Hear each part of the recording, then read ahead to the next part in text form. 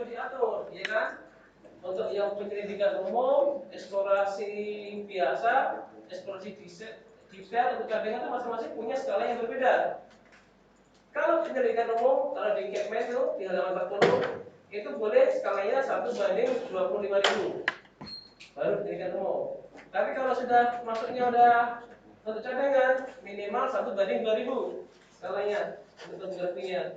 Nah itu kan, jadi nggak serta-merta pokoknya selalu ada toko berhitung cadangan itu, nggak bisa apa ya itu. Ini kan faktor teknis gitu kan. Tahu pakai toko yang benar, skor yang benar, pakai kritik yang benar, baru nanti kita akan merencanakan nih bicara SR ya kan. SR yang ekonomis itu gimana sih? Nah itu. Jadi kan pernah dengar ya, SR tuh di sana SR 6, di sini SR 4, di sana SR 7 kan beda-beda kan? Nah nanti kita akan bahas tuh, kenapa sih kok harus SR ini beda-beda? Kok nggak suruh dari SR 6 aja deh, kompakan gitu kan itu. Nah gitu kan. Nanti kita akan bahas asal usul dan SR dari mana kan tuh ya, atau strategi rasio. Kalau ekonomis tadi itu nanti ini coba ada kita bahas ekonomis sini ada. Ini kalau ekonomis di sini. Yang pertama adalah menghasilkan tonase biji pada tingkat produksi yang telah ditentukan dengan biaya yang semurah mungkin. Jadi kalau nambang itu pasti ingin biayanya semurah mungkin. Ya kan? Kalau bisa murah, paling murah dah kan itu kan? Itu. Tapi murahnya itu ada batas minimalnya kan itu kan? Benar-benar pengen murah dan dikasih APD kan itu. Udah kerja-kerja kan itu. Dan dikasih seragam. Ada nggak? Masih ada jadi gitu kan ya? Kasih seragamnya susah bener, itu kulit bener ya. Tapi dia tidak mau kalau tuh kasih gitu kan. Tapi nggak punya duit, karena nggak punya dosa nambang. Mereka mau dia. Itu baru Instagram aja ya, APD sama seragam itu, nggak mau ngasih gitu. Ini kan, kayaknya dia semurah mungkin. Nah, biaya tambang yang paling besar tentunya dari biaya mobil tadi, SR, solar, itu yang paling kita soroti kan gitu kan. Kalau solar, solarnya nanti ke kontraktor, ke operator. Kalau biaya OP, kalau kita SR6 dan kita SR5, kita nyeting. Kita nyeting dengan, jadi bukan kebetulan. Kita mau nambah, kan, oh, alhamdulillah dapat SR5 ternyata di sini gitu. Bukan seperti itu, itu udah direncanakan gitu kan. Jadi nggak bisa, alhamdulillah, amin, nggak bisa gitu nambahnya itu, direncanakan gitu. Atau gini, nah, ternyata SR10 ya, gitu, Pak, ketemunya deh, nggak bisa gitu juga gitu. Nggak boleh terkaget-kaget kan gitu kan, karena kita orang teknis punya ilmu kan gitu kan, yang direncanakannya masih meleset apalagi tanpa rencana. Jangan dibalik, oh itu aja bisa kaya raya, ngapain pakai rencana, main segala banyak teori gitu. Nah ya gitu. Kalau mereka itu nambahnya itu ada strike dikejar, strike gitu kan. Nanti kalau sudah turun apa namanya kecepatan udah mentok, udah misalnya tuh udah nyerah kan gitu kan, padahal masih banyak di bawahnya tuh. Jadi cuma bisa kepala. Batasnya mana nggak jelas juga kalau nyuruh formennya. Pak batasnya mana Pak? Pokoknya nanti kalau ada orang marah-marah itu batas kita. Gitu. Nah. Orang-orang itu zaman dulu itu. Itu jadi saya bisa kaya raya kan gitu. Apalagi dengan rencana yang bagus gitu. Jadi kalau yang mana yang di Kalsel itu kan yang punya haji dan kalau yang sekarang tuh haji pun udah punya tambah-tambah bagus ya. Contohnya udah standar semua tuh mereka tuh. Gitu. Nah, itu kan. Mas bisa gitu kan. Baru punya jodoh aja kaya raya gitu kan. Pertanyaan terus yang punya adalah sekaya apa gitu. Ya. Karena mereka tidak mau ekspos ya gitu kan, santai, tenang gitu kan gitu. Duitnya banyak tuh kan gitu kan. Jadi tidak mau ekspos ya gitu. Yang punya KPC sekaya apa juga gitu. Yang punya grogol gitu. Kita logikanya gitu aja, yang punya kantong medium aja udah kaya raya gitu gitu. Iya enggak? Rumahnya di rantau, di tapin paling gede rumahnya. Nah, kalau pernah lewat kan rumahnya kan ya. Terus yang di Batu Licin ada dia punya helipad sendiri landasannya gitu kan itu. Punya jet pribadi. Ya, itu kan itu yang punya apa? Jogging itu kan. Itu. Itu.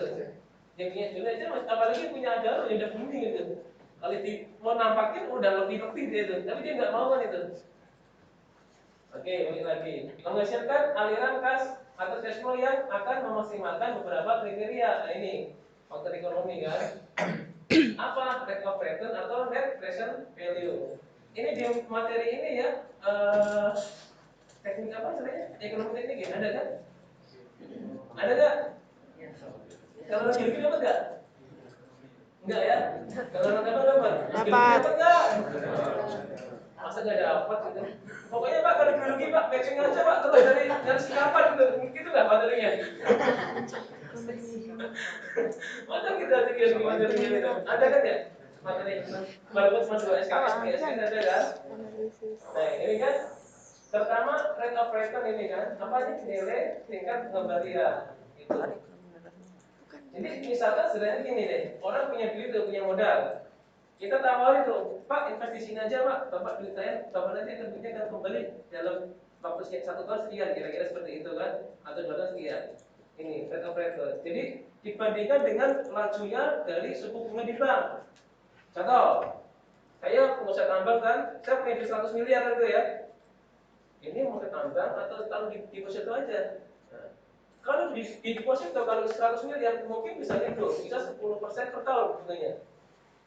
Kalau 100 miliar artinya apa? 10%-nya itu sudah 10 miliar setahun. Nggak kerja, cuma bank aja kan, kemudian setahun itu. Nah, ketika kita nawarin tambang, kalau cuma dapatnya di bawah itu, ngapain saya kan dengan resiko yang tinggi itu duit saya bisa hilang cuma dapat 10% kan itu. Nah ini maksudnya. Rate of return itu. Jadi nilai pengembalian itu harus lebih tinggi dari yang ditawarkan oleh bank. Itu kalau kita mau nawarin orang investasi kan itu kan. Jangan gini, kita nawarin orang investasi bisa perlu modal nih. Nanti saya kasih kamu 20% dari duitmu setiap bulan gitu kan itu. Oh keren banget. Kita pengen balik, kita nggak mau pinjam bank aja kan itu. So cuma 3% itu bunganya kan itu. Masih untung nggak mau kan itu. Kadang-kadang kita ya orang-orang yang kurang tahu yang logis gak kira-kira kan itu kan itu. Jadi kalau seperti itu juga apa namanya terlalu ngecap itu ya, gitu. Nah itu, jadi harus apa realistis kalau mau nawarin promo satu orang investasi kan itu kan, jangan terlalu ngecap juga kan itu. Kalau kamu bisa menjadi 20%, yang penting kamu sewa bank apa ngambil bank ya masih untung banyak kan itu. Atau net present value, penyesuaian nilai suatu uang yang sekarang dibandingkan dengan sekian tahun ke depan. Contoh, kalau jus itu misalkan saya kemarin beli jus kan, jus buat sekolah itu 8.000 kan, 8 gelasan itu ya. Nah, bisa jadi nanti duit 8.000 itu 5 tahun ke depan nggak dapat jus, ya kan? Itu cuma buat bayar parkir misalnya itu, ya kan itu ya. Nah, ini nilai penyesuaian ini net present value kan itu. Jadi nilai uang kita itu sekarang dan nanti itu pasti akan menyusut. Nah, ketika kita mau investasi, kita harus memperhatikan nilai ini juga kan gitu kan. Faktor depresiasi uang ini juga. Jangan sampai sekarang kita hitung loh, keuntungannya 10% gitu kan saat ini. Tapi 5 tahun ke depan 10% itu sudah tergerus oleh nilai perubahan itu kan. Itu. Jadi ya sama aja shock tidak ada untungnya kan gitu kan. Jadi harus memperhatikan faktor itu juga. Di 10 tahun ke depan harus dihitung faktor persentase bunga penurunannya nilai uang kita ini. Ini net present value. Gitu. Masih ada di materi ekonomi teknik kan? Ada kan? Ada gitu kan, cuma lupa gitu kan ya. Oke nanti buka lagi. Kalau nggak ada tanya sama Google lah, ada semua. Ada. Karena kamu enak zaman sekarang tuh. Fungsi perencanaan, pengarahan kegiatan adanya pedoman bagi pelaksanaan kegiatan dalam mencapai tujuan. Jadi untuk mengarahkan kegiatan, merencanakan itu. Mulai dari daily, weekly, monthly, 3 rolling plan, annual 5 tahun dan lain-lain ini. Jadi kalau ditambah itu, kalau yang daily sampai tahunan itu kontraktor biasanya kan itu kan. Di atas 1 tahun dan tinggal owner itu kan itu. Tergantung ownernya juga gitu. Ada juga yang owner kasihnya itu per bulan ke kontraktor. Per bulan ini kerja di sini, itu kan. Ada tuh kontraktor itu short term kan, rencana bulanan, rencana mingguan gitu. Semua pekerjaan pasti harus ada rencana ya, untuk pengarahan. Karena apa? Kalau nggak ada pengarahan susah. Contoh, di batubara itu kita menambang SR10 ya bulan ini gitu ya. Berarti apa? Harus tahu volumenya, OB sekian, vol sekian, di kedalaman mana aja barangnya itu. Kan nggak bisa kita kira-kira kan itu kan. Kita bikin sekuen atau rencana tambang. Blok sana turun 5 meter, blok sini turun 3 meter, ini turun lagi 2 meter. Jadi kita tahu. Dengan menurunkan gitu sambil mengatur air dapat volume SR10. Itu kan PR kita itu sebagai main plan. Jadi serta-merta yang penting dapat SR10, masalah pertamanya bukan urusan saya, hancur saya kan itu, bukan seperti itu. Jadi airnya tetap terjaga, terus bulan depan masih ada apa istilahnya, rencana ke depan tuh tidak mati langka kan gitu. Nggak mati langka, ke depan masih ini. Jadi bicaranya itu long term, ya kan? Kita udah berpikir apa sih buat step ahead ya, main itu. Nanti bulan depan tinggi lagi, nanti bulan depan tinggi lagi. Walaupun kita lagi kerja di bulan ini, itu sudah ada bayangan 3 bulan kita. Karena diminta sama perusahaan, misalkan SR10 kan, kita nyarikan barangnya. OB di mana, pol di mana bisa ketemu SR10 dengan mengindahkan atau memperhatikan teknis penambangan yang benar, gitu tugas kita. Serta alatnya tuh apa aja, gitu kan? Solarnya berapa? Itu karena engineering nanti minta. Engineering, solar ini kita mau berapa, beli berapa bulan ini ya? Itu kita kasih. Sekian liter Pak.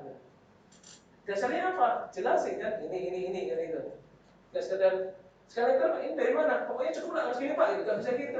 Harus ada dasarnya gitu. Emang solar tinggal ngambil apa sungai itu? Itu bayar solar tuh. Solar itu mahal kan? Kemarin saya kasih tahu ya, solar itu kan. Kalau industri itu misalnya 12.000 per liter kan. Dikalikan 1 juta, itu artinya apa? 12 miliar liter. Iya enggak? 12 miliar rupiah nih, sorry ya, itu kan 12.000 per liter dikali 1 juta liter artinya 12 miliar. Solarnya aja tuh. Kalau 1 juta. Kalau produksinya 10 juta, solarnya berapa miliar tiap bulan itu? Kalau kita salah order itu, salah nyeting, siapa tanggung jawab gitu? Kalau kekurangan, nanti stop, gak bisa solar tuh. Ini gimana sih kalau bisa kurang solar sih nampaknya gitu? Dan kebanyakan, nggak efektif juga, kasihan perusahaannya. Gitu, cashflow-nya aneh nanti, cuma beli solar terusan itu. Nah itu. Jadi tugasnya ya dari segi spek kita mau buat alat kita yang menghitung, jam kerja kita yang menghitung, solar kita yang order yang menghitung juga kan itu. Minimal itu dulu kalau kontraktor itu. Perlu bicara long term. Terus perkiraan terhadap masalah pelaksanaan dan kemampuan harapan. Bahkan yang kebetulannya, nah ini selain membuat rencana kita harus bisa memperkirakan kira-kira area yang kritis mana, satu. Yang kedua, ini kalau tak tercapai gimana? Plan B-nya gimana? Ada plan A, plan B-nya gitu kan? Itu. Contoh, ini kalau misalkan ini sudah diambil, biasanya kalau udah area udah narrow pit, udah finish, mau finish itu, udah sempit, terus apalagi main lumpur. Itu udah mulai mikir bener tuh main plan tuh kan itu. Ini kalau wah ternyata hujan lagi sini nggak bisa lagi nih sini mana lagi kita harus kerja karena nggak mungkin habis hujan wah nggak ada lokasi stop dulu nih nggak mungkin stop gitu kita tambang gitu haram hukumnya itu. Kita muter-muter tuh gimana caranya alat ini jangan sampai nganggur alat itu nggak mungkin nganggur itu alat itu kan kalau alat sampai nganggur itu haram hukumnya nggak boleh gitu. Walaupun kondisinya susah berat kan ya itu tugas kita kan mencarikan lokasi-lokasi alternatif supaya alat tetap kerja gitu. Jadi kalau kita main plan dikasih 5 menit kita cuma ngerjainnya 3 menit 2 suruh nganggur udah kita suruh pulang gitu. Gak pernah ada kamu kalau gitu. Nah itu. Usaha untuk mengurangi ketidakpastian ya tadi kan dengan ada main plan maka untuk mengurangi ketidakpastian jelas di dalam permukaan tanah ini ada batu bara berapa, ada OB berapa, ya kan? Terus kita menghitung productivity, alatnya masing-masing kan ya. Dengan target sekian maka alatnya sekian. Nah ini kita udah menghitung ini untuk mengurangi ketidakpastian. Jadi nggak model kira-kira aja gitu kan gitu. Target segini alatnya yaudah Pak kira-kira kilo 10 aja Pak, cukup lah kali 10 Pak. Iya cukup, kalau ternyata 5 aja ya buktinya harusnya gitu. Ngapain 10? Dan itu. Ini mengurangi ketidakpastian. Kemudian kesempatan untuk memilih kemungkinan terbaik. Kita tahu mana yang terbaik, bisa opsi-opsi yang itu kan ada perencanaan dan itu. Ada ke 5.000, ke 4.000, ke 3.000, ke 6.000 dan satu lokasi kan. Kita enak tuh. Maksudnya mana dulu ya Pak mintanya Pak? Oh maksudnya mintanya 4.500. Artinya kita harus membuka 2 SIM kan? 6.000 dan mungkin 5.000 dan 4.000 kan? Makanya di tambang itu kadang langsung membuka 2 peak. Karena apa? Untuk kebutuhan market. Nanti akan dipilih batubaranya. Gitu kan? Itu. Makanya kita ini kemungkinan intervennya seperti apa? Gitu kan? Jadi marketnya apa? Maunya apa sih? Gitu kan? Kayak kita mau jual soto kan? Ini seleranya apa orangnya gitu kan? Ada yang suka pakai sambal, ada yang enggak. Ada yang pakai sambal, ada yang enggak kan? Gitu. Ya kita tahu market kita pilih seperti apa. Kita baru mau mencarikan barang di tambang. Gitu. Jadi ya kita pokoknya saya nambah gini, kalau mau terserah, kalau enggak ya udah gitu. Enggak bisa gitu kita jualan kan gitu. Harus marketnya maunya apa gitu kan? Penyusunan urutan kepentingan tujuan ini disebut apa? Prioritas tadi kan? Prioritasnya. Alat untuk mengukur atau dasar ukuran dalam pengawasan dan penilaian. Bicara rencana pasti ada bicara evaluasi, gitu kan? Kalau nggak tercapai, masalahnya apa? Nah, jelas kan itu kan? Masalahnya di mana? Gitu. Apakah masalahnya itu karena PA-nya rendah, atau karena UA-nya rendah, atau karena yang lain? Gitu kan?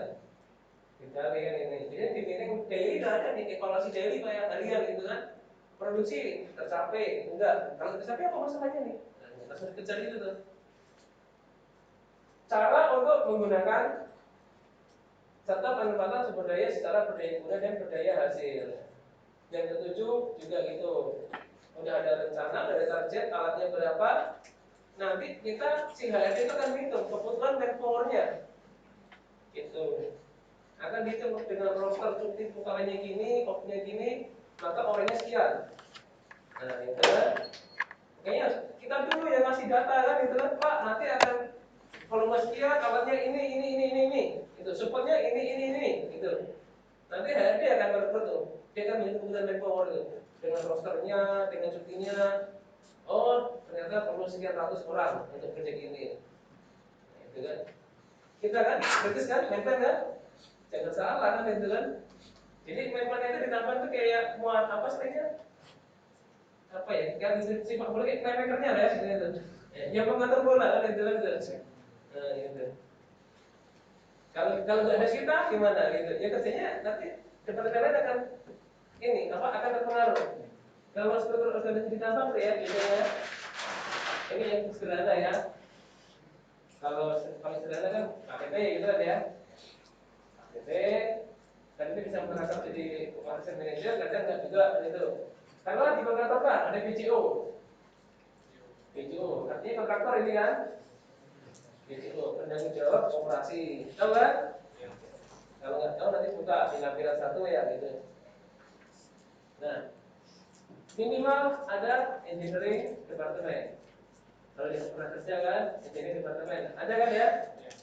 Ada. Kemudian ada production departemen, produksi. Ada HSCA. Ada HSE. Ada departemen plan. Plan dan logistik biasanya jadi satu. Terus apa lagi nih? Finance. Ini yang minimal, yang untuk kontraktor. Di luar yang kalau orang ada shipping, ada CSR gitu kan, Lencom gitu. Kita di engineering nih. Jadi kalau orang geologi orang gambar itu kan kerja antara ini sama ini. Produksi dan engineering jadi taruhnya itu. Kalau sini banyak yang salah nih. Kalau di luar ini. Orang geologi MT jadi HRGA itu. Wah gitu. Dulu mungkin waktu pas interview saya nggak tampak di layar panas pak gitu. Saya main di kantor terus ya taruh sini kan itu kan. Karena tukang bagi nasi. Gitu.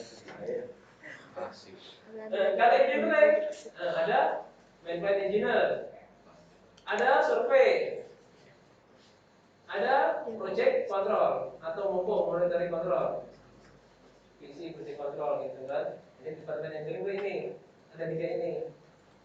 Ini mainplan engineer dia membuat perencanaan semua desain gitu alat macam-macam gitu kan.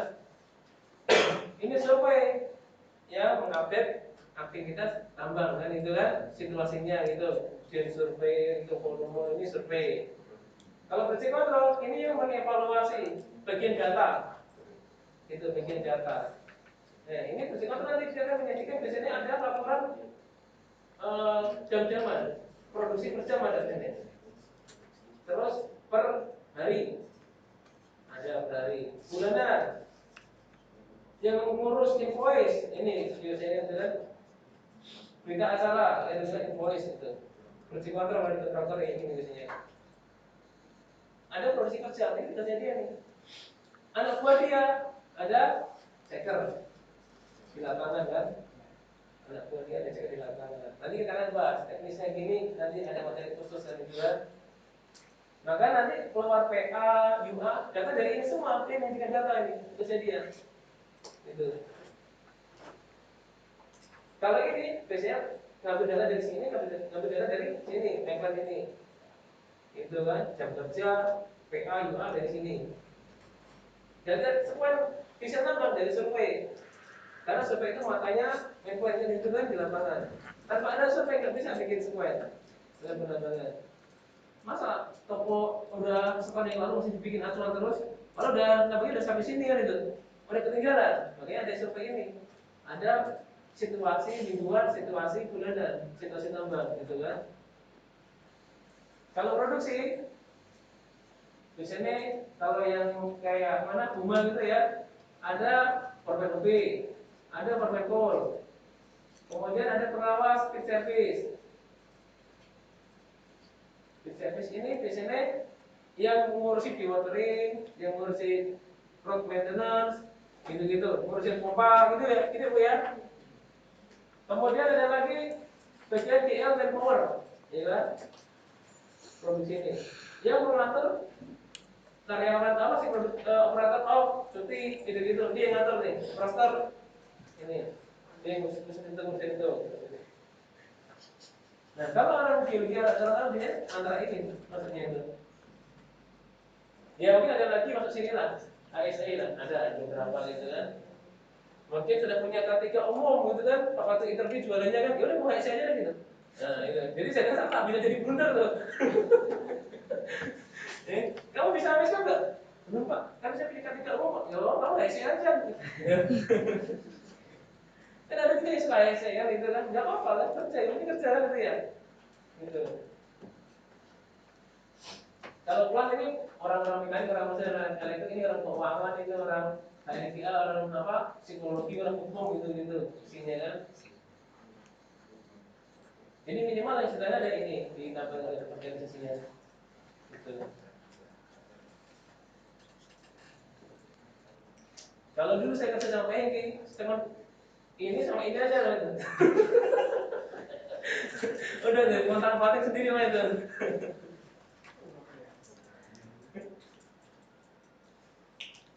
Faktor-faktor dalam penambangan. Yang pertama adalah studi kelayakan. Studi kelayakan atau FS. Pernah ya? Pernah lihat FS? Nggak pernah lihat FS? Nah. Studi kelayakan gitu. Feasibility study. Gitu kan? Kalau nggak pernah lihat FS, minimal tahu formatnya dulu. Nih, di segmen 1806. Itu FS ada di situ. NKAP FS 1806. Itu ada format FS batuan, batu bara, mineral logam gitu. Mineral bumi ini hafal ini kerjanya dari Bu ya gitu. Ini rumus sana. Ini ada 1660 halaman kalau salah ini. Kita baca ya itu.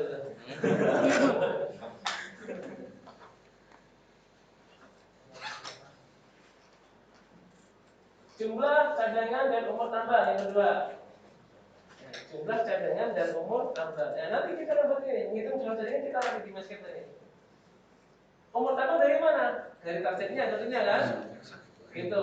Kalau targetnya lebih tinggi artinya apa? Umur tambangnya lebih gede. Kalau targetnya lebih kecil, umurnya makin lama. Nah, stripping rasio SR. Batas kemampuan kedalaman tambang. Ini juga harus diperhitungkan gitu. Ya? Ada cadangan sama sumber daya itu kan Ya? Rancu ya? Oke, saya kasih videonya dulu ya ini ya. Sumber daya dan cadangan. Kalau berdasarkan KCMI 2017 ini kan ada sumber daya ada 3 kan? Sumber daya. Terukur terkait. Yang pertama ini yang paling rendah itu apa sih? Terkira ya? Terkira. Terus terunjuk ya? Terunjuk dan terukur.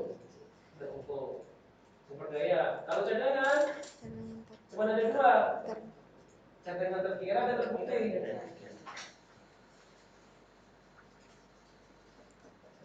Nah, nanti berbaca baca ini atau di SNI 1505. Sebagai keluar. Terunjuk. Jadi sebenarnya ada 3 ini. Semakin ke sini maka semakin yakin, akurat, ya kan? Yakin geologinya. Semakin akurat gitu. Karena untuk batu bara itu kalau sumber daya ada kategorinya atau pengukuran contohnya ya. Jadi nanti dari nilai strukturnya. Kan Anda pernah baca ini kan gitu kan? Jadi struktur batu bara itu kan di SE dibagi nih. Ada yang simple atau sederhana, ada yang moderate, ada yang kompleks. Nah, simple itu apa? Sedikit struktur, aman-aman aja, jangan ada struktur gitu kan? Moderate ada beberapa struktur, ada patahan, ada singgah, ada itu semuanya. Kalau yang ini kompleks banget tuh, kayak di Sumatera tuh, gila kalau ini strukturnya itu. Oh batu bara tuh bolak-balik gak jelas yang itu. Ya kan?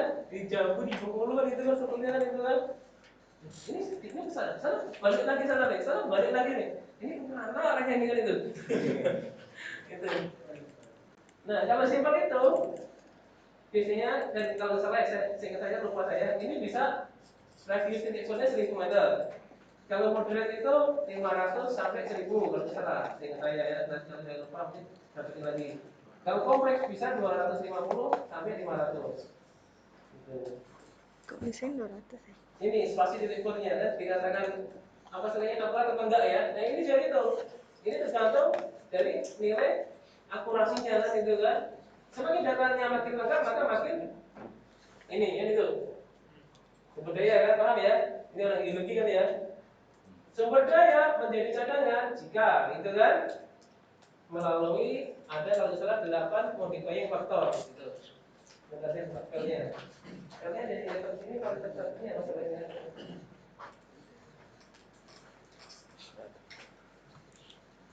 Masalah saya nggak bahas cadangan kemarin.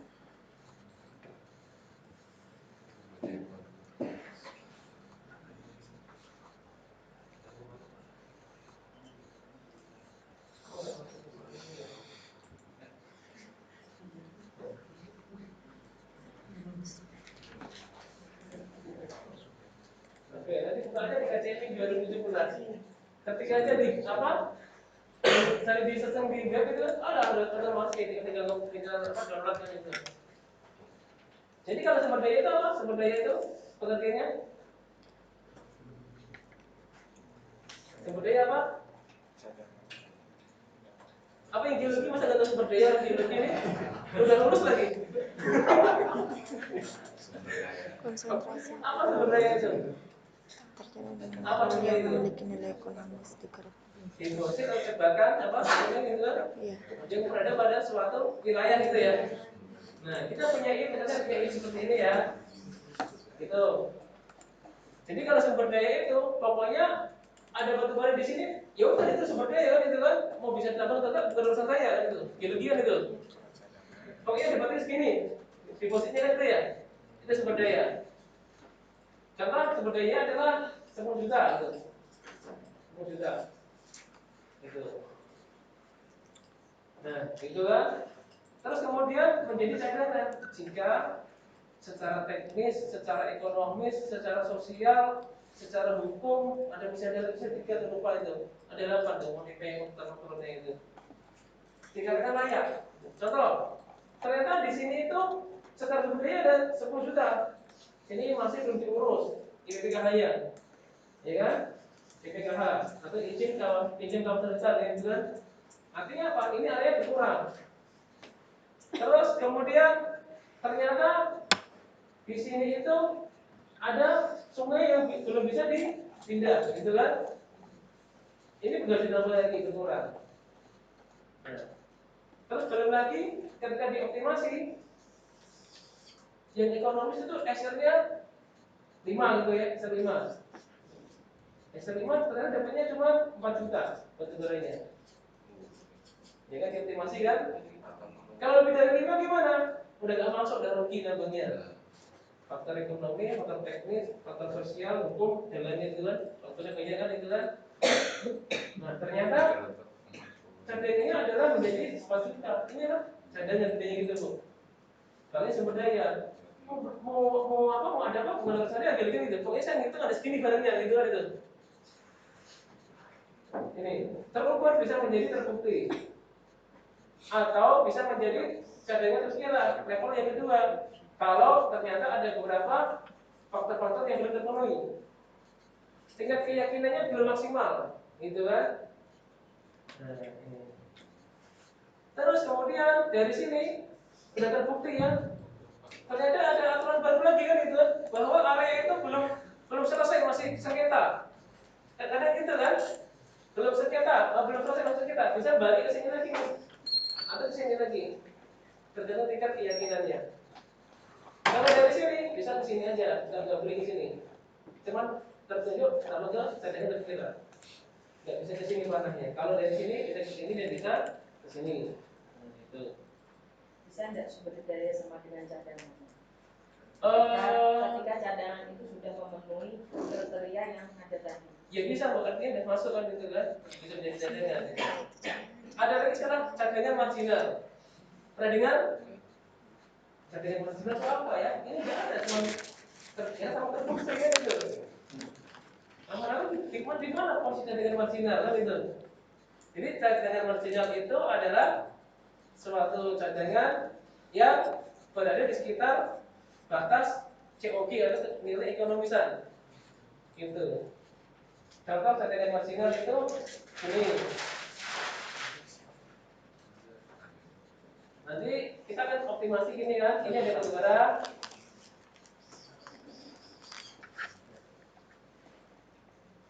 Ternyata yang ekonomis itu di sini di SR5. Ya kan? Yang ekonomis nih. Kalau di break-even stripping ratio nanti kita akan bahas setelah ini lihat SR7 break-evennya itu kan kondisi inflasinya. Maka cadangan marginal ya di sini nih.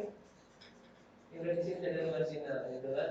Jadi dia itu masih di antara dekat-dekatnya yang ekonomis gitu kan. Dia bisa menjadi cadangan jika kriteria ekonomisnya terpenuhi, layak ditambah.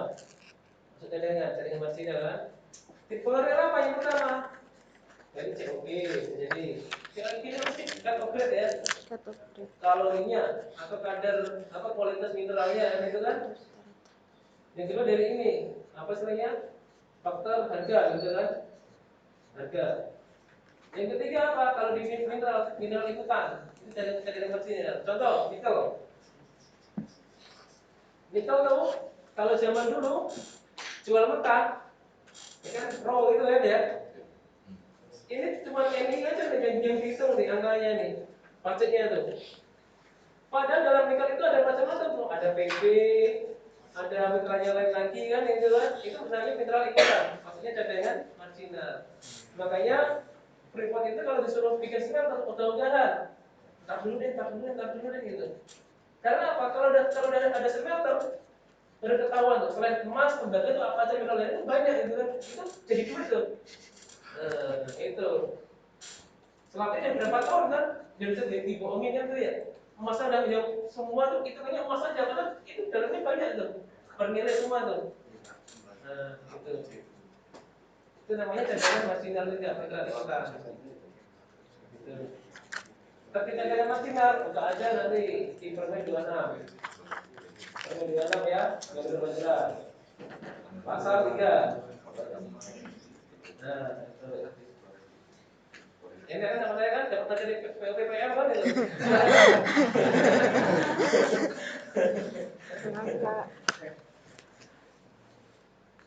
Yang seperti apa nih cadangan marginal? Nah, ada itu. Cadangan marginal apa aja?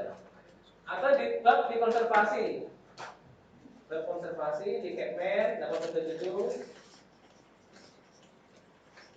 Di lampiran 7 halaman 343. Nah, itu. Dapat bonus kan materi kan ya. Nah.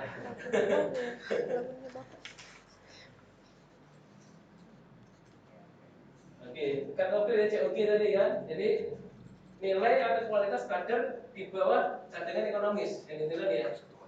Tuh.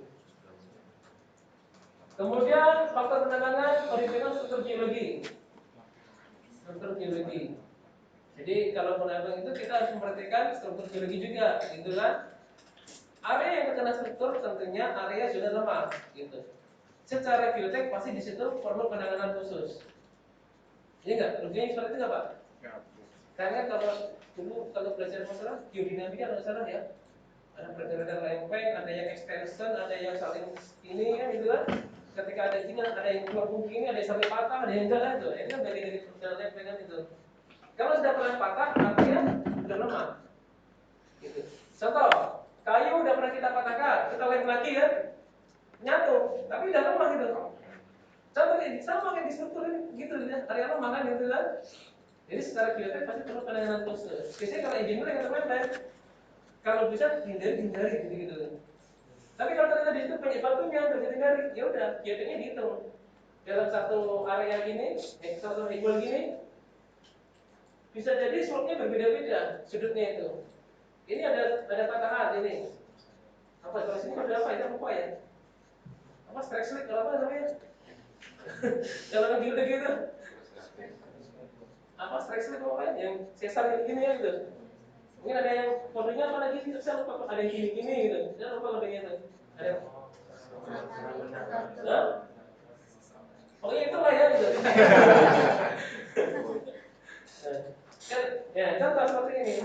Antara area sini dan area sini sebetulnya beda. Kalau strukturnya kompleks, gitu kan? Jadi nggak serta-merta pokoknya equalnya yang 4 derajat semua, nggak bisa gitu. Nah, itu. Nanti ini dari mana? Dari orang geotek rekomendasinya kayak gini. Kita jadi tinggal apa istilahnya menerjemahkan aja, menjalankan aja. Dengan memang harus gini juga, itu pusing nanti kita itu. Dan yang juga kerja nggak pakai geotek. Siapa tanggung jawab kan itu? Pak ini Pak marah Pak, tadi ini nggak ada, udah langsung itu bikin aja lah, yang penting kerja kita dapat duit lah itu. Nah itu kan, ada seperti itu. Kalau ada apa, KTP-nya siap-siap diambil kan itu. Terus kalau nggak diambil, oh cuma saya sendiri, dia kan dia bikin memangnya, dia buat desainnya, ditarik juga kan itu.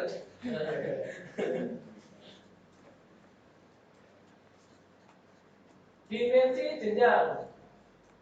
Nah ini dimensinya adalah apa tadi? Ini ya. Oke. Sistem penirisan atau drainase ya. Bagaimana cara mengatur airnya? Jadi nambang itu selain strategi ngambil batu bara dan OP, harus bisa strategi untuk mengatur air. Gitu. Nilai bahan galian, nilai bahan galiannya, oke, harganya berapa? Kan mengerti kalau nambang. Biaya produksi, cost of pressure. Biaya OP, oke, sarana dan prasarana. Ini contoh-contoh faktor-faktor dalam perencanaan tambang. Sampai di sini cepat nggak ya? Belum. Kalau cepat nggak? Nggak ya, pas aja ya. Gitu. Apalagi baru lulus masih fresh, masih gampang kan? Nah saya ngajar POM tuh, wah Pak pelan-pelan Pak, senior nih Pak, udah senior nih gitu. Mereka begini masih sudah senior aja masih tanggap nih gitu. Malah banyak lagi keluar. Oke, udah seperti kemarin kan, ini penjabaran dari sini, itu planning practice kan itu, soalnya di sini ada gitu.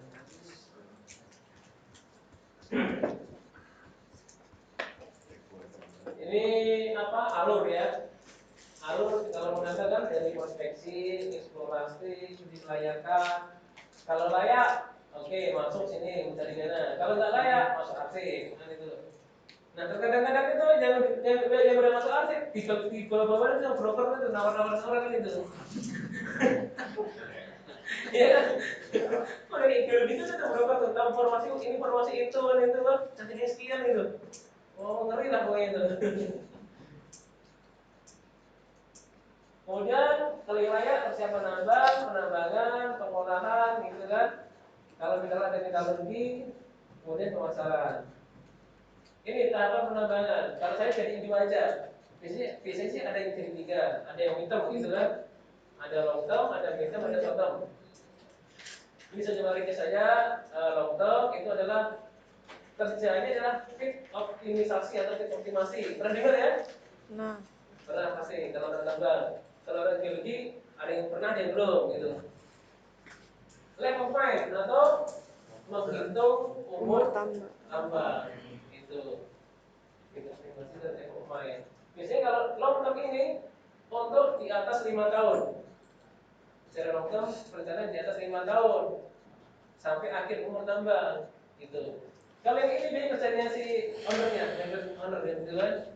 Dan levelnya udah senior biasanya gini. Gak mungkin orang baru kerja 2 tahun dikasih kerjaan gini, belum ngerti dia, belum nyampe gitu.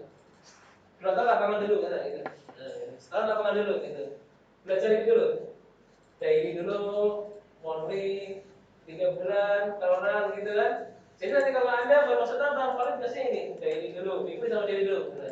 Kamu rencana harian dan mingguan dulu, atur dulu, biar lancar. Gitu. Nanti kalau udah kerja setahun lagi, kasih yang morning, naik kelas dan itu kan. Gitu. Nanti naik kelas lagi jadi ini gitu. Gitu. Jadi jarang sekali orang baru lulus langsung dikasih gini. Gak tulis di lapangan, asal bikin desain aja, potong sana potong sini kan itu kan. Emang potong tahu apa gitu. Harus tahu kondisi lapangan dulu. Oke, kayak siapa tuh Mbak Mira kan? Viralin dulu, enggak ya? Muter-muter ke lapangan dulu ya, gitu kan? Sebelum kasih kerja malah justru saya muter aja Pak, empty ya gitu. Belajar dulu, enak kan? Belajar dibayar. Gitu.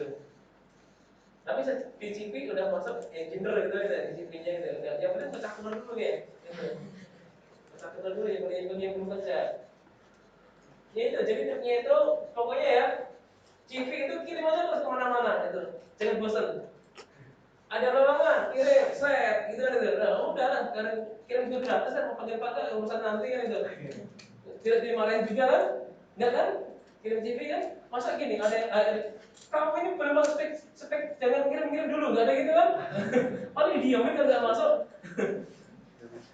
Jadi kalau mau kirim CV itu, ini kan kadang kita lihat beberapa email si perusahaan yang rekrutmen recruitment apa gitu macam-macam itu ya, tulis aja semua itu, kirim aja semuanya, titik gitu. Model lowongan apa kirim aja gitu. Nanti akan masuk artikel itu sama HRD sana tuh. Nah nanti ada kebutuhan asik tadi yang kirim FPDP apa graduate geologi tambang. Iya, dia akan bukakannya itu. Nama kita udah masuk. Gitu. Udah waiting listnya udah lumayan atas lah itu. Nah, itu maksudnya. Jadi model lowongan enggak misalnya rekrutmen apa sih KPC kirim udah rekrutmen Adaro kirim udah gitu aja. Gitu udah gratis kan? Udah kuota aja kan, apalagi sambil ngopi kan, webingnya kencang gitu. Ngopinya 5.000 gitu kan, internetnya bisa 2 jam 3 jam gitu. Nah ini itu triknya kalau baru lulus itu, kirim aja itu. Intinya kan kita kayak menjual diri kita kan, kita bisa apa sih? Nah gitu. Jadi di situ. Kemudian annual tahunan, ada 3 bulanan, ada monthly, ada weekly, daily. Oke, nonton dulu. Fit optimasi, penentuan batas maksimal lokasi tambang yang paling ekonomis berdasarkan cut-off grade dan break-even stripping Ratio. rasio. Menunjukkan area potensi batubara yang memiliki nilai ekonomis lebih tinggi. Memaksimalkan estimasi sumber daya yang akan dikonversi menjadi cadangan. Kemudian membuat rencana pengeboran lebih optimal atau efektif. Kalau CLK batas nilai pendapat atau kadar terendah yang akan ditambah di CLK.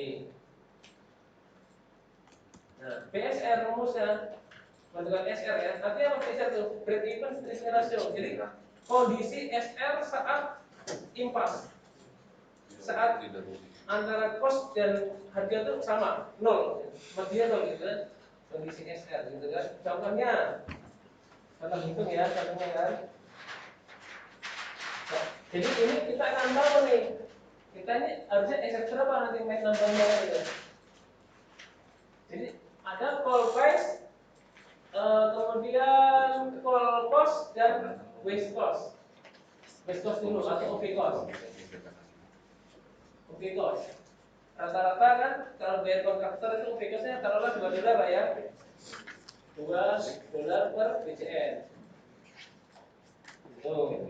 Terus kemudian ada full price, ini tergantung kalorinya. Full price, taruhlah saya kasih misalkan harganya $40 gitu. Oh, ada $2 kan? Nah, kita akan menghitung dulu full cost. Full cost atau biaya untuk batubara. Biaya batubara itu apa aja nih? 1. Full gating. 2. Full rolling. 3. Kemudian biaya sepel atau room. 4. Biaya shipping atau barging. Shipping. 5. Apalagi biaya batubara itu ya, shipping, barging. Ini biaya lingkungan. 6. Biaya landform atau pembebasan lahan. Landform. 7. CSR. 8. Biaya marketing atau broker. Jadi paling enak tuh nambah tuh jadi ini sudah itu. Kerjanya nggak capek kan? Sekali dapat $2 per ton gitu. Oh udah enak itu kan, kalikan aja gitu. Mana jadi broker emang itu. Lagi broker pintar-pintar kan itu ya. Nyatunya apa? CEO, direktur, dan broker itu. Apalagi ya marketing. Oh iya, royalti atau pajak. Royalti atau tax gitu kan ada ya gitu. Royalti sendiri, pajak sendiri gitu. Nah ini contoh-contohnya ya gitu kan. Nanti ada bisa cari lagi biaya apa lagi ya gitu. Marketing misalkan $1 per ton. Rolling tergantung jaraknya. Contoh, jaraknya 40 kilo rollingnya nih. 40 kilometer. Biasanya kalau harga rolling itu per ton per kilo. Misalkan 40 kilometer harganya itu 2.500 per ton per kilonya. Artinya bahwa 2.500 dikalikan 40 kilo. Gitu. Berapa ini ya? 25 kali 4 100 tambah 03 100.000 ya. 100.000 per ton jadinya kan, volumenya kan itu kan. Kalau dikonversi jadi dolar bagi sekitar 15.000, 6, sekian kan itu ya. $6. Sepel, kenapa ada biaya sepel? Karena di sepel itu ada aktivitas PC 200 sama doser tidak kali minimal itu biasanya di sepel itu. Sama WA, ya kan? Loader, PC 200 sama doser gitu kan untuk maintenance sepel. Itu biaya gak ada yang gratis kan itu. Itu bayar itu kan itu alat-alat itu ada biaya berapa. Shipping kalau dari daerah Samarinda ke sampai ke Special mungkin sekitar $7 rata-rata. $7. Lingkungan $1 lah, Landform $1 gitu kan. CSR murah lah 0,5 gitu. Marketing broker $2 gitu. Royalty ini beda-beda. Karena kalau untuk PKB Jovi kan sekitar 13%. Saya lupa kan jalan. Terus kemudian batubara untuk IUP yang provinsi, kalau berarti di bawah 4.000 sekian, dan 5.000 sekian, dan 6.000 sekian, beda-beda nilainya, royaltinya. Kalau ini misalkan ya 7% lah royalti ya, untuk yang medium, batubara medium. Pajak, nah ini ada pajaknya sekian persen, itu ada kan. Contoh ya, seluruh biaya misalkan nilainya itu adalah $30 di total ini. Mungkin ini, gitu kan? Jadi beri rumusnya. PSR adalah 40 dikurangi 30 dibagi 2. Maka 10 bagi 2, maka PSR di angka 5. Ini kondisi SR saat impas. Enggak ada untung dan enggak rugi. Kalau mau untung, artinya apa? Harus bermain di SR 5, SR 4 setengah kan, SR 4 kan, dan gitu. Nah nanti kan disimulasi sama kita 4,5, 4, 3,5. Yang paling maksimal kan ada ketentuannya gitu. Gitu. Asal usulnya SR ya, paham kan ya? Dan nanti di basket kita kan seperti itu, mau kayak gitu. Yang dari sini lari ke basket gitu kan. Jangan tiba-tiba basket SR 4, SR 5 dari mana asal usul kalian tidak ngerti kan itu. Ini dia konsepnya.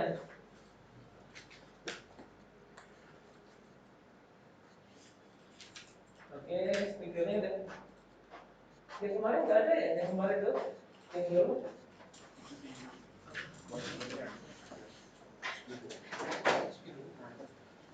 Oh, nanti di situ. Oke, kita lihat deh.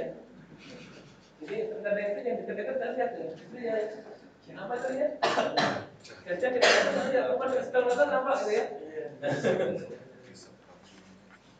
Paham ya ini? Paham ya? Ngerti ya konsepnya ya? Gitu. Tentang XL, gitu kan? Ini masalah biaya tergantung dari apa istilahnya masing-masing perusahaannya gitu. Kalau 100.000 bagi 15 ada 6 sekian ya dapat itu kan di 6 sekian dolar gitu kan. Ini ada 7. Ini ada apa pajaknya aja berapa persen itu berapa persen itu.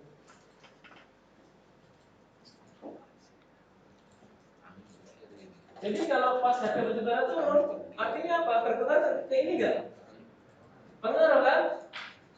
Itu pilihannya apa? Kalau ininya sudah nggak mungkin ditekan lagi, stop dulu. Nah, dulu kan itu. Gitu. Karena kalau ini turun, harus juga. Ini bisa mau turun nggak? Nggak mau gitu.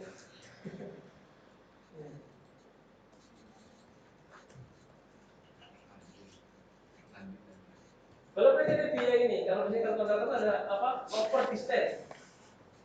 Jadi kalau di kota harga ini untuk jarak 1 kilo, gitu kan? Kalau di 1 kilo gimana? Ada kan over distance hitungannya kan? Di sini kalau per 100 meter itu harganya adalah sekitar 0,05 dolar per distance jarak disposal. Nah, karena dimensi berapa kita bicara berapa sih rata-rata kan?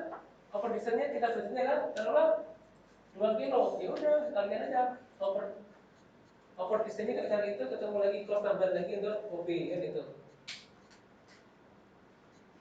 Makanya dulu waktu saya nabung pernah gitu. Jadi semakin jaraknya jauh, semakin bagus ada OB-nya. Sengaja saya putar-putarin gitu bikin jalan itu. Kan dari kontraktor, awal tuh di sini kan. Awalnya cuma 2 kilo, gimana caranya ya? Gitu, putar sana, putar sini, gitu kan. Jadi 3 kilo kan itu. Ini kenapa Pak? Ini Pak, ini kantor berjalan kok biar lami, biar aman gitu. Padahal enggak juga ya. Itu kalau nanti sekarang seperti itu maksudnya itu. Gimana caranya biar nantinya bagus dapat duit kan itu. Nah kalau kita kerja di orang kan harus tahu ini dasarnya apa orang itu, gitu kan. Yang penting bisa berargumen. Di situ seninya gitu kalau nabang itu. Kadang debat, kadang berargumen, kadang berantem itu udah biasa gitu. Jangan takut nanti kalau dimarahin orang ditambang, dimarahin bisa sekali langsung pulang gitu. Nggak cocok jadi tambang ini gitu. Iya kan? Baru orang ngomong kenceng dikit, Mas biasanya ngomongin Mas gitu.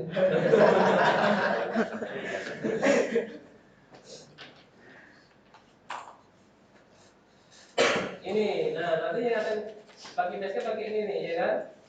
Kalau dekat area sini SR3 aja nih, ya gitu kan? Kalau di sini SR5, di sini SR8. Makin sini makin tinggi masih SR ya. Kalau di total SR-nya adalah SR6. Nah nanti kita akan buat ini, tenang aja, gitu kan? Bisa nanti, gitu kan? Ini peak optimasi. Nah, contoh kalau peak SR3 areanya di sini batasnya, limitnya. Kalau peak SR4 makin lebar tentunya kan, dan dapatnya lebih banyak batu baranya.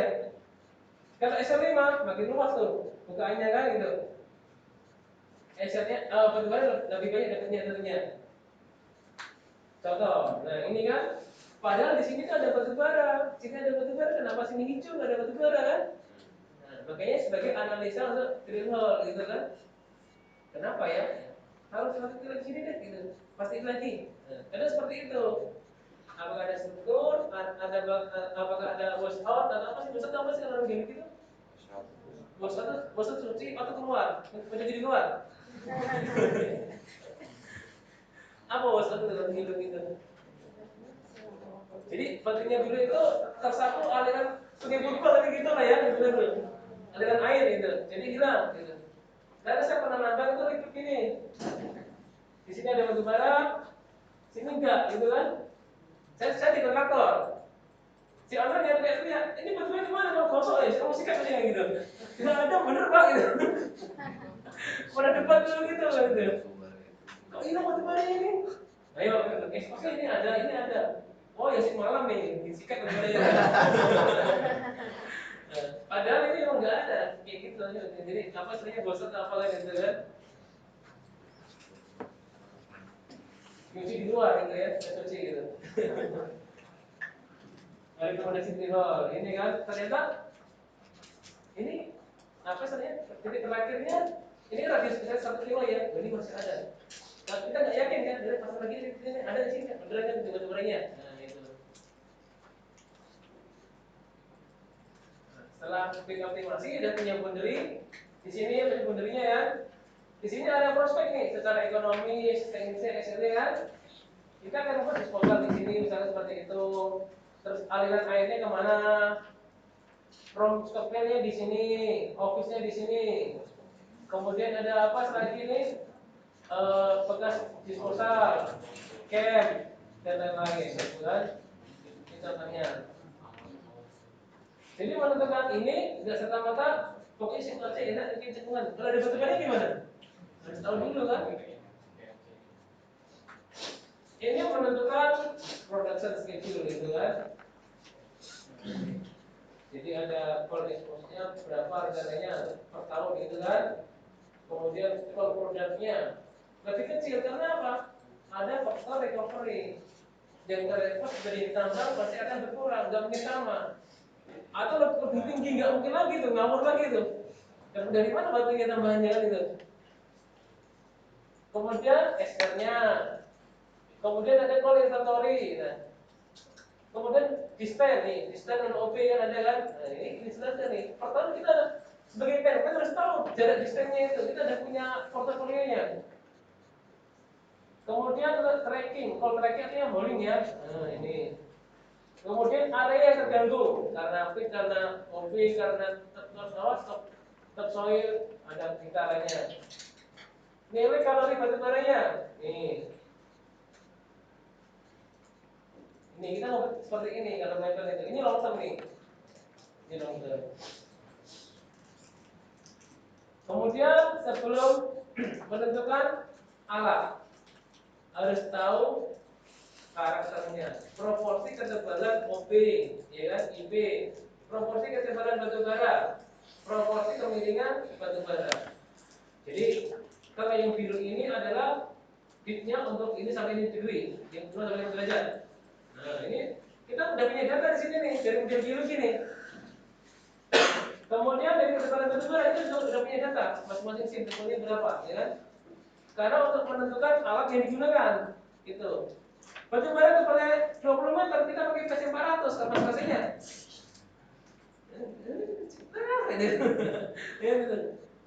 Kayak di Indigo tebal ada 40 meter Indigo batu baranya itu. Indigo di Adaro itu juga ada. Gitu. Makanya sana alatnya gajah-gajah kan itu. Tapi kalau tebal batu bara cuma 2 meter, 1 meter, kita pakai PC 2000 ngapain kan itu ya itu. Nah, ini juga kita proporsi ketebalan OB dan IP-nya. Contoh ya, kenapa sih kita harus ketebalan IP gitu kan? Ini. Kan kalau nambang itu kan ada proses ekspos dan ini kalau batu bara itu. Ini ada banyak sim yang terutama. Seperti ini. Ini berapa sih dimensinya ini? Dimensinya berapa luasnya gitu kan? Kalau dimensinya ini, taruhlah kalau PC 400 ya. PC 400 itu berapa sih arahnya itu? Kita lupa. Mungkin sekitar 10 meter kali ya. 10 meter. Jadi kalau alat itu mau bergerak bebas, artinya dia bisa gini-gini kan? Gini kan? Kalau anda misalkan dikasih area terlalu sempit gini susah bergerak kan? Mau ngapain? Sama alat berat seperti itu kan? Gitu kan? Gitu. Kalau misalkan ini misalkan ya, artinya apa? Dia 2 kali dari radius ini plus 1 kali radius manuver dt-nya gitu kan, radius dt-nya. Jadi baru aman ini. Gitu. Ini kan tadi ada sini sekian meter gitu kan ya. Sekian meter hasilnya gitu. Di sini berapa IP-nya? Kan itu.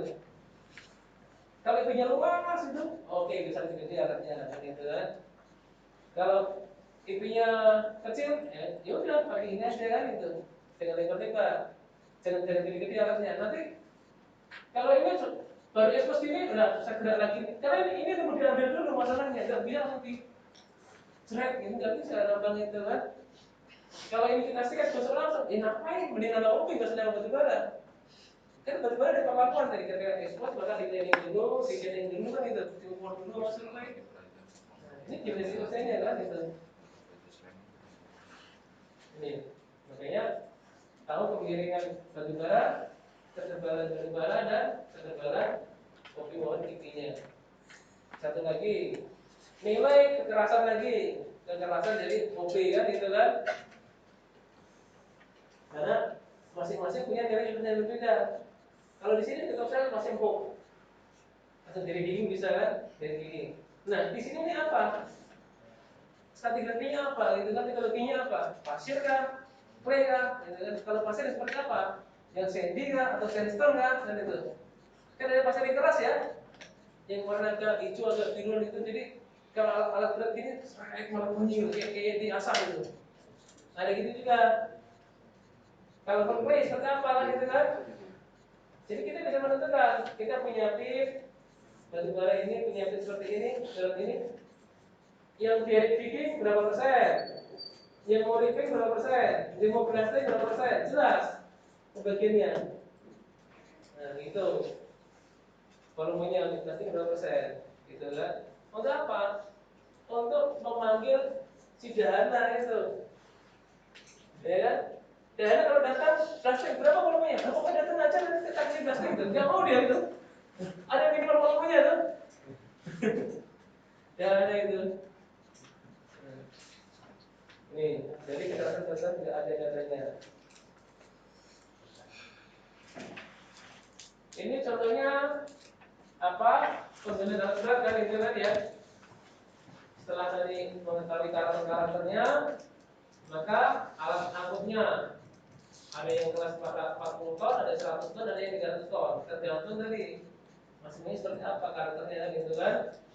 Kemudian sama truknya kan, ada yang 20 ton, ada yang 55 ton, ada yang 100 ton karakternya gitu. Dari mana? Dari karakter tadi. Tambahnya dulu. Oh ternyata jadi ini lebih kita seperti menggunakan yang kita bilang pertama nih kan hijau banyak ini kan gitu. Jadi nggak serta merta sukanya ini alatnya pokoknya aku sukanya ini kok gitu, bisa kita atau enggak gitu. Kemudian analisa jaraknya, jarak pit ke disposal, ya kan? Karena nambang itu kan bergerak terus, makin jauh disposal maka akan mahal ongkosnya. Kemudian material balance-nya, kapan mulai tidak, begitu kan? Kapan terkait optik. Jadi kalau nambang itu jangan semua dibuka menganga semua. Gitu. Jadi bobot semua, nggak boleh kan gitu kan? Kita harus berpikir nanti dengan masuk dan transgen harus intip, gitu. Material balance-nya. Contoh ini ya.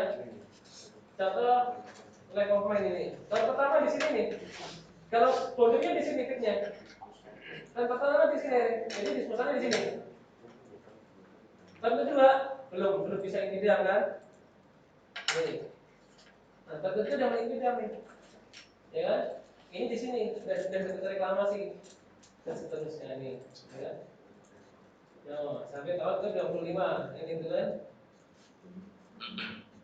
Nanti kalau anda bisa bikin nih udah laku jualan masih sayang gitu. Itu nonton kan gitu kan? Tapi prosesnya nggak apa-apa belajar gitu.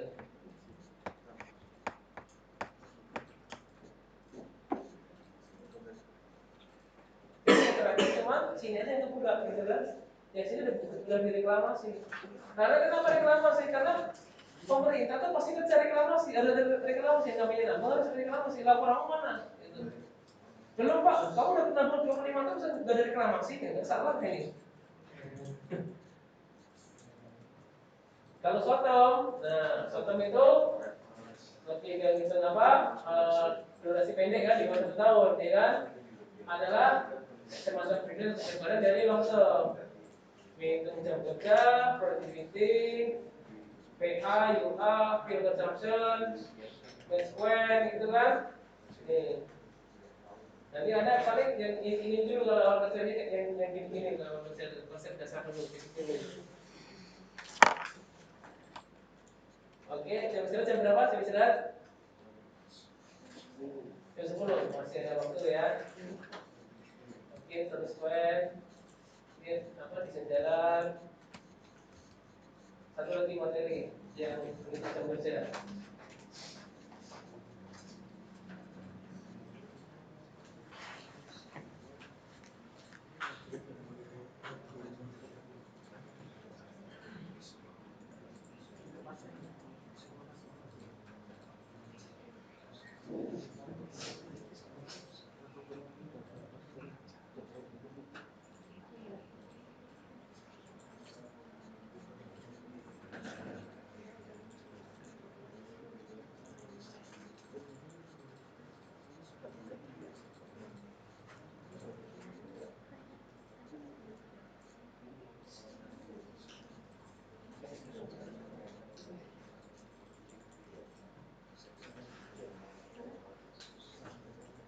Nah, jadi kalau kita ulangi itu tadi yang saya bilang ada bagian maintenance, ada bagian yang monitoring kontrol, gitu kan? Sebenarnya apa terkait data kan, jam kerja, HM, gitu, productivity, UA, dia akan nanti menganalisa itu. Jadi dia pengawasan, pemantauan dan evaluasi jika ada sesuatu yang tidak sesuai dengan perencanaan. Ini kelasnya format atau pengawas, gitu kan?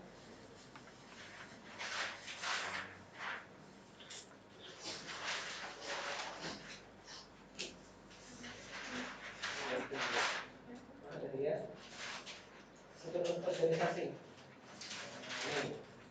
Ini dari sebelum ini, fungsi kontrol ini kerjanya.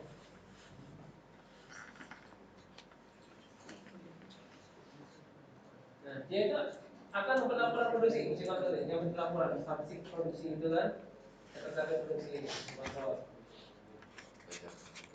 Jadi yang di sini tuh mereka yang mobil Excel gitu-gitu kan, yang males untuk apa sih ke lapangan, sukanya digarap terus ini, kasih kesentingan nanti. Nanti kalau ada interview, kamu yang jawab Pak, fungsi kontrol Pak, gitu. Tidak ada yang itu ya, terserah Bapak mau taruh mana lah, gitu aja.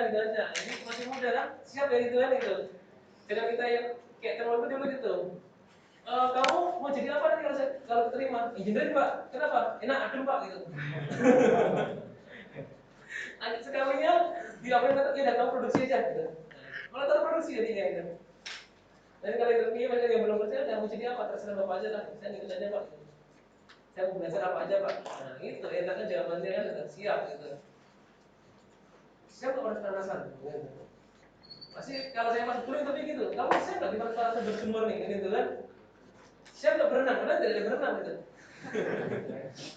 Mental aja sejauh mana mentalnya gitu kan? Gitu.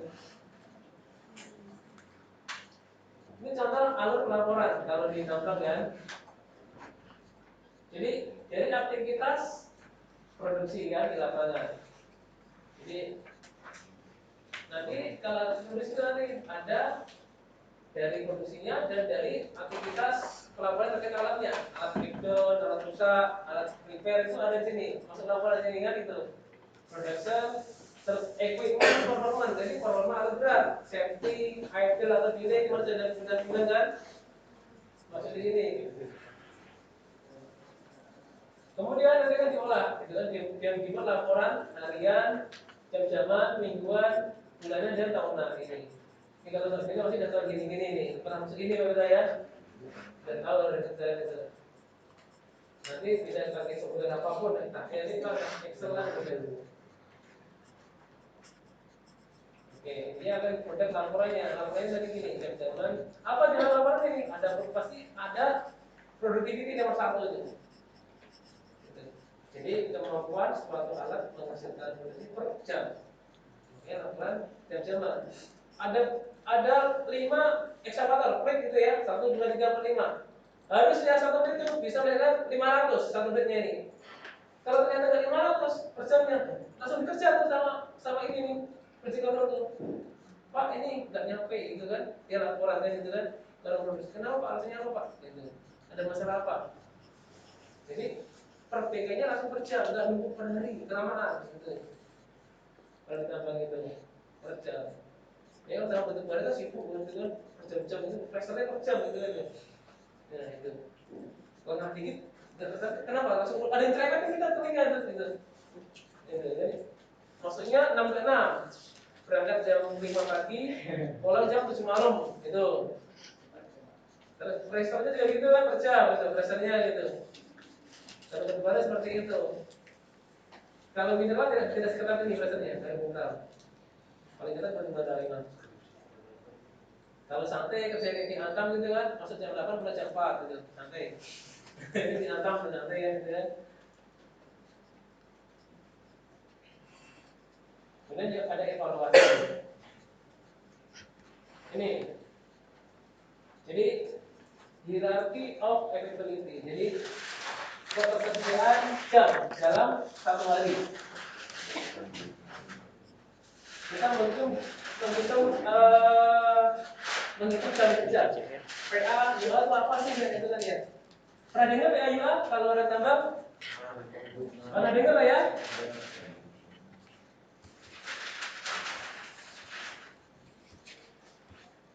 Ini kan dalam 1 hari itu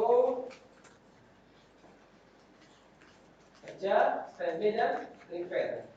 Jadi kalau ditambah itu jam cuma dibagi jadi 3. Kerja, standby atau repair, udah itu aja pilihannya, dari jam lain. Jadi kalau kita gini kan, gini ya, kerja paling besar pasti kan kerja, standby atau repair. Ini kalau di Catman di halaman 116. Baca aja itu ada keterangannya.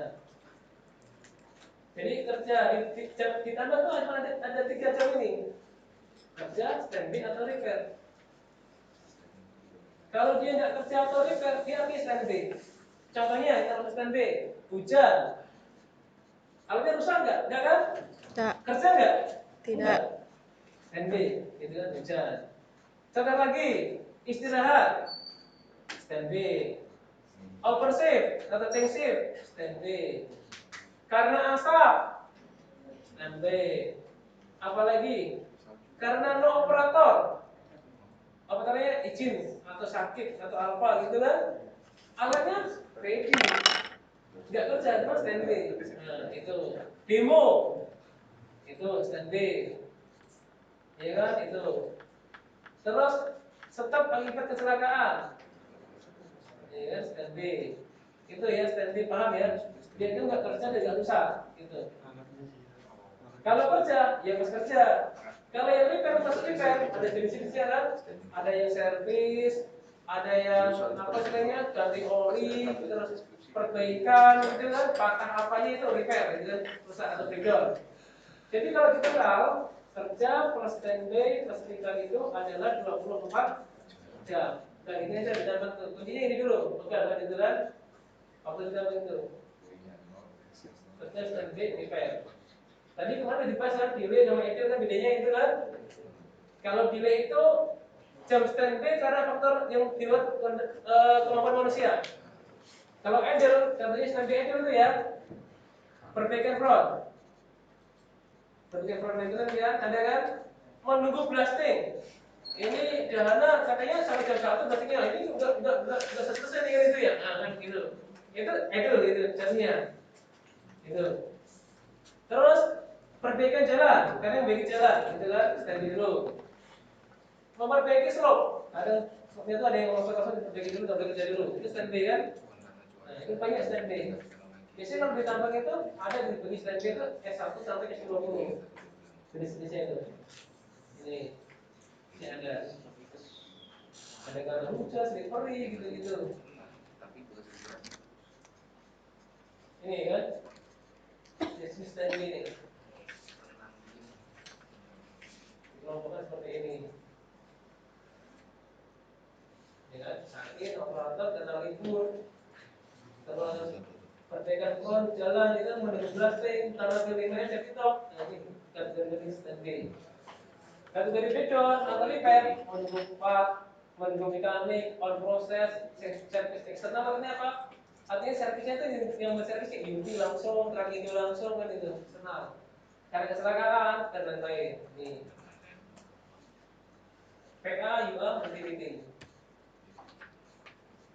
PA apa? Physical availability. Jadi ketersediaan alat yang ready, ya kan? Yang tidak rusak. Gitu. Konsepnya adalah PA itu yang tidak rusak kan? 24 jam dikurangi rusak dibagi 24. Udah gitu aja. Kalian 100% PA. Jadi jam yang tersedia dipotong sama vendor. Gitu kan? Itu PA.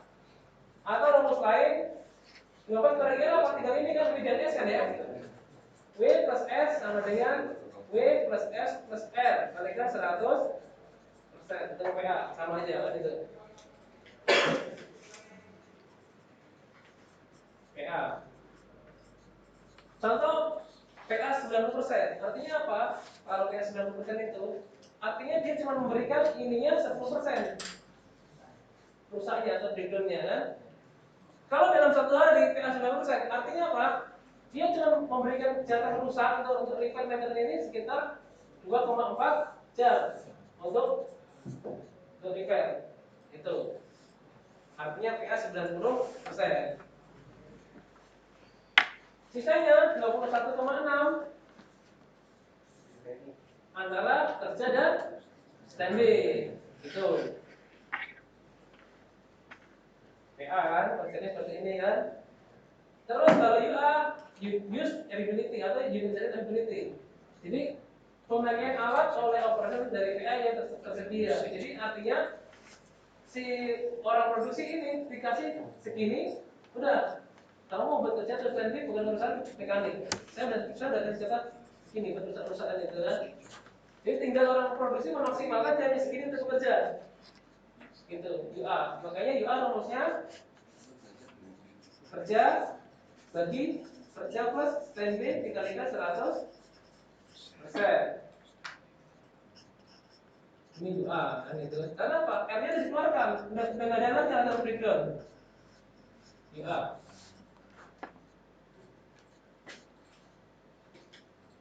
Dua satu kemana ini, ya kan? Contoh, dalam sehari itu ya istirahat 2 jam, ya kan? 12 siang ke 1 siang dan 12 malam ke 1 malam kan? Standby kan? Yang sudah pasti kan 2 jam istirahat ya. Cek shift atau per shift pagi kan? Pagi. 2 jam lagi kan? 2 jam lagi. Yang pasti standby kan? Terus apa lagi? Keinginan manusia TikTok ya. Kalau saya kasih sehari itu setengah jam kelamaan ini, ya, betul. Terus misalkan karena apa lagi? Ini baru yang pasti nih, belum yang tak pasti kan. Contoh maintenance, hujan, slippery dan lain-lain kan. Gitu. Jadi kalau dari 21 jam ini kita bisa kerja sehari apa untuk benar kerja ini ya 17 jam aja. Jadi yang 4 jam dikasih ke S, oh udah luar biasa ini bisa ini. Ini aja itu mainnya kerja gitu, oh udah luar biasa kita. Gak ada hujan, gak ada slippery, gak ada perbaikan front, gak ada pendukung oh gitu. Gitu. Jadi benar-benar maksimal gitu. Pama aja susah nembus segini gitu. Jadi jangan mengira jam kerja itu berapa? 20 jam Pak, dari mana dasarnya? Ini dari ini dipotong-potong aja nih, aja dipotong ini. Post nya nih, yang jelas-jelas ya. Istirahat, take shift, kelima dan 4,5 jam. Kurangi ini, ya kan? 17 jam kan? Masa iya nggak ada standby yang lain? Hebat banget yang ini, nggak ada yang lainnya gitu loh. Percaya tuh.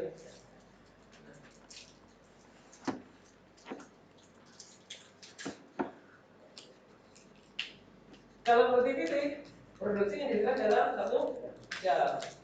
Kalau PA ini tanggung jawab orang, kalau UI tanggung jawab orang produksi. Karena nggak ada alasan lagi bagi yang harus standby.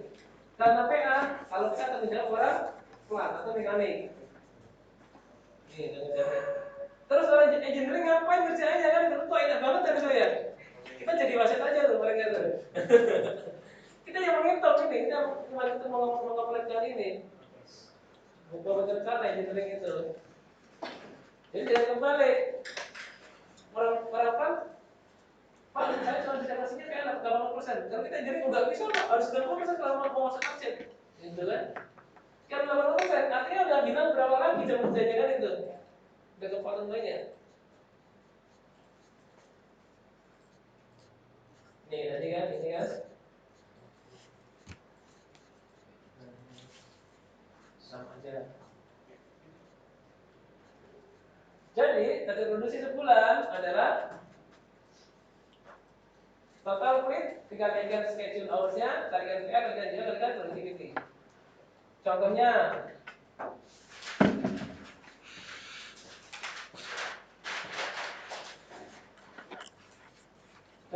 misalkan kita mau menentukan produksi sebulan ya, target produksi sebulan tuh ya.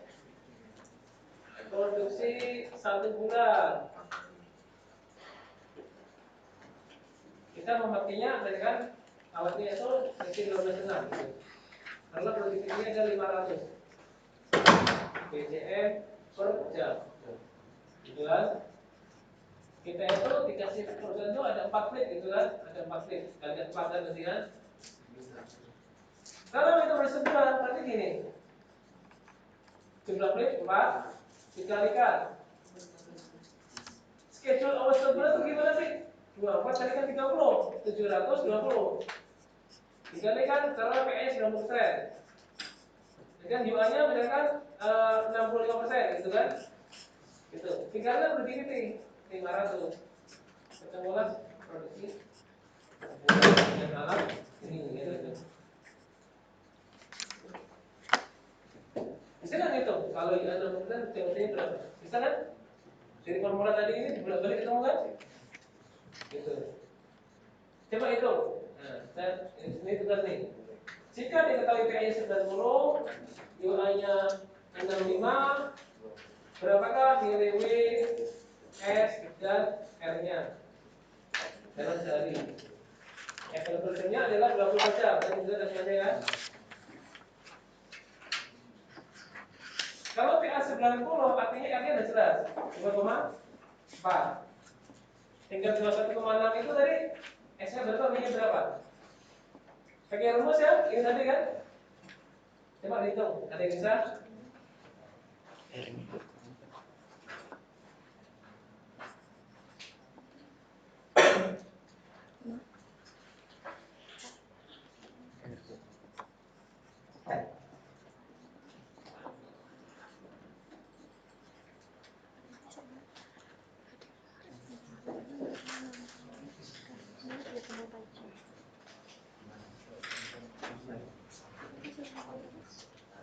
Mau dicari W sama S.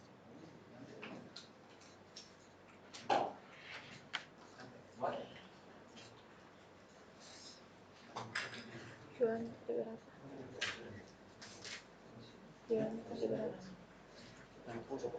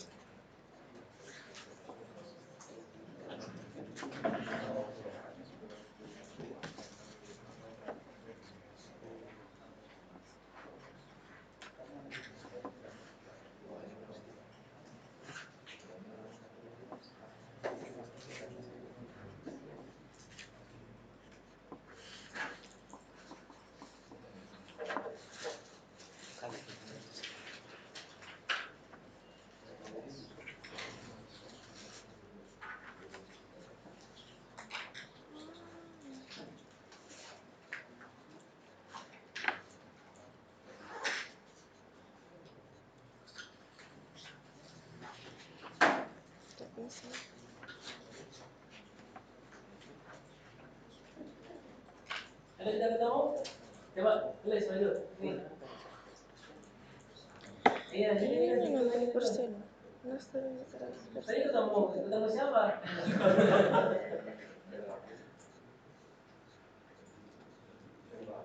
Ya. Iya, artinya mas kalau ada jawabannya silakan, kalau ada yang lain boleh. Oh, Pak, saya artinya 3 jam boleh. Dasarnya apa gitu? Silakan.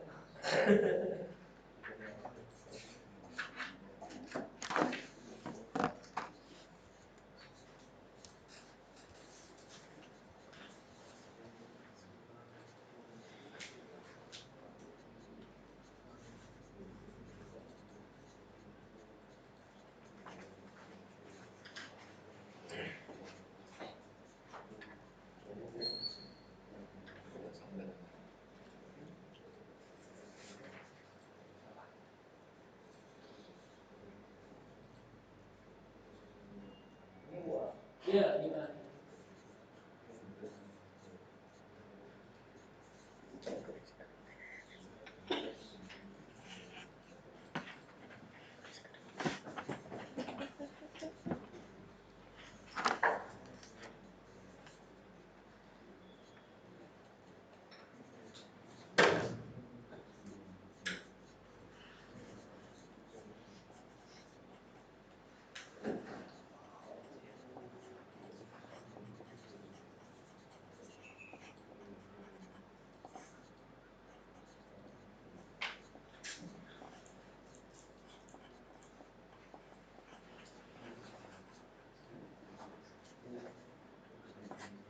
Ini saya 14 jam, oke, masalah ini kan tadi benar. Ya.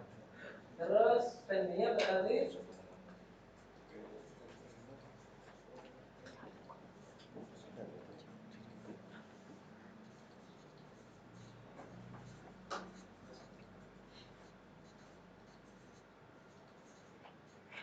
jadi 7 jam ya, oke. Ya. Gimana yang lain? Seperti itu konsepnya, jadi konsepnya gitu. Kurang lebih seperti itu. Jadi kalau PA 65%, definisinya adalah 14 jam. Nah ini rata-rata UI-nya rata-rata segitu kemampuannya itu. Yang ke atas medium gitu ya, 14 jam. Nah, nanti kalau ada pas yang lebih ditanya PA-nya dari mana, asal-usulnya ya udah kita nanti kayak gini caranya gitu kan itu. Maksudnya seperti itu. Jadi gak sekedar ngapal gitu ya, asal-usulnya. Standing karena apa? Dipengaruhi tadi kan macam-macam kan ada etil sama delay kan gitu kan, jelasin aja.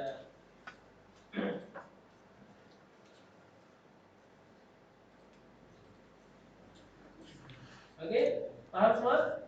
Ngerti ya? Enak kan jadi pemain? Asik kan?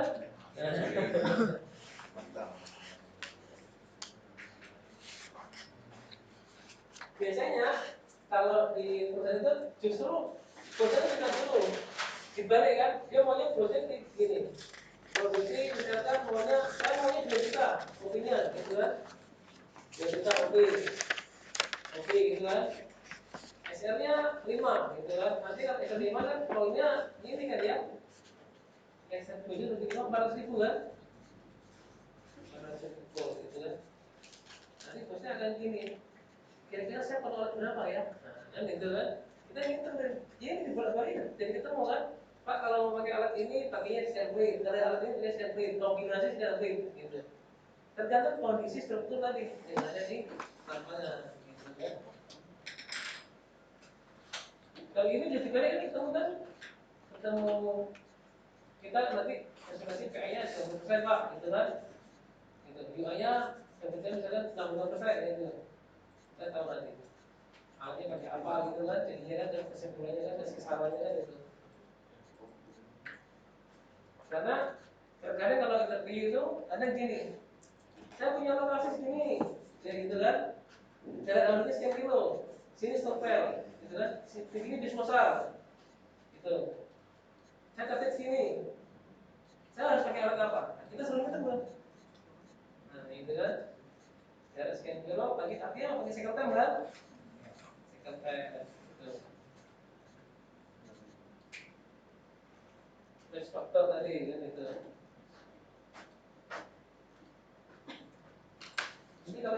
biasa orang kerja nggak dikasih ini kalau ayo tidak klik ini makanya hafal itu gitu. Udah insting kan itu.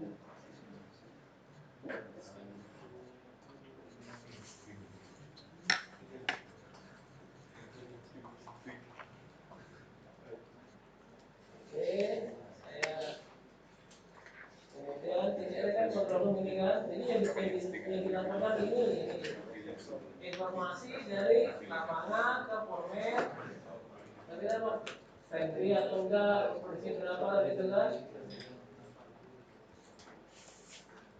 breakdown apa enggak alatnya rusak apa enggak, jadi ini tadi kerja standar karena di belakang itu di sini itu semuanya. AM dari operator, ini atau idle, ini kan, ini contoh transit, tapi pada kita itu hanya transit ya. Transit ini alat berat, alat mulai jam berapa, stop jam berapa gitu kan, HM-nya berapa, HM itu ini jam-jaman alat kerja gitu.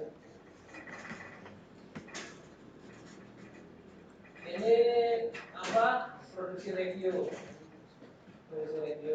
targetnya tercapai atau tidak gitu kan.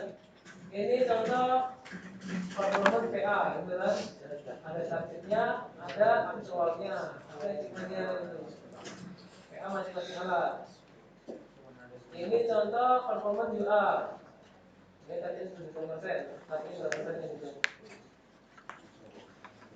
Ini contoh productivity. Kemudian ada istilah perhitungan lost time akibat jam standby. Nah kalau gini maksudnya gini,